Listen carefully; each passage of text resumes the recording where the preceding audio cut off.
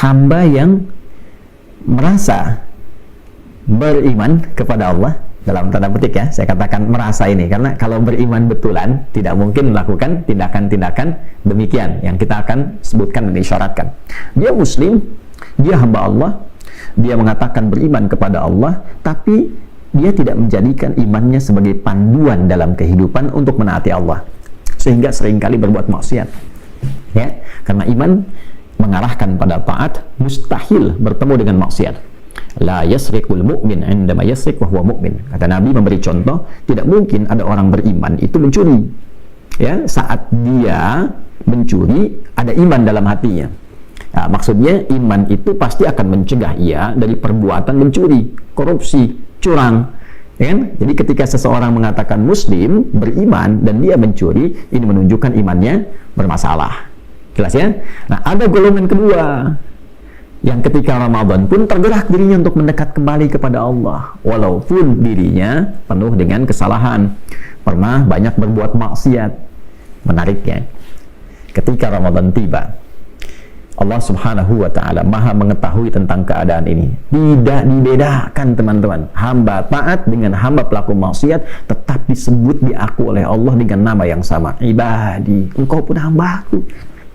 Walaupun engkau pernah berbuat maksiat, engkau banyak berbuat maksiat, bahkan engkau berumur maksiat, engkau tetap hambaku.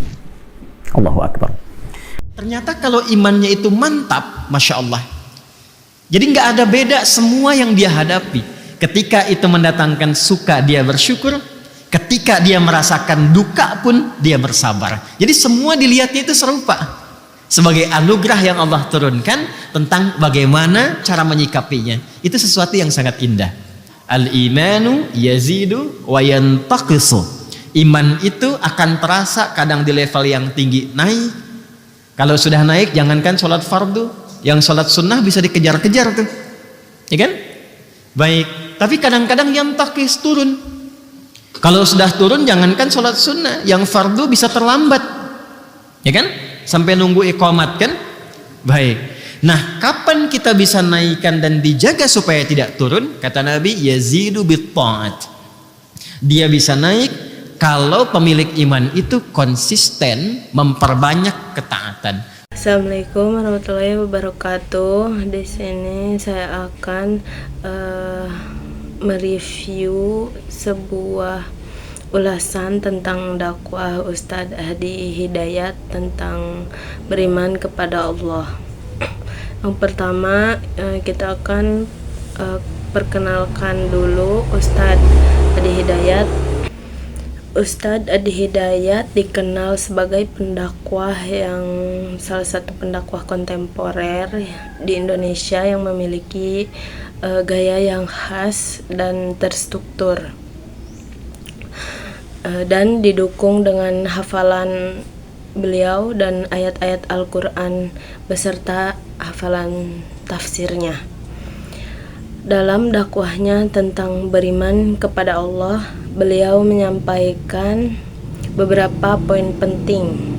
Yang pertama yaitu merasa beriman kepada Allah. Menurut Ustadz Hadi Hidayat, iman bukan sekedar perasaan, tetapi harus memiliki dasar yang kuat. Seseorang bisa merasa beriman tetapi tanpa ilmu yang kuat, maka imannya akan menyimpang dan tidak seimbang atau lemah gitu. Yang yaitu berdasarkan beliau, yaitu iman harus didasari dengan ilmu. Kita perlu memahami siapa Allah, bagaimana sifatnya, lalu dan bagaimana cara kita mendekati kepadanya. Iman harus dibuktikan dengan amal. Jika seseorang beriman tapi tidak melaksanakan perintah Allah, maka imannya masih lemah dan tidak tidak baik dan tidak seimbang. Dan Nabi juga berkata, al-imanu yazidu wa yantaqis. Iman itu akan terasa menyimpang dan seimbang, atau bisa naik dan turun. maka harus dijaga iman kita dengan ibadah dan zikir serta menjauhi maksiat.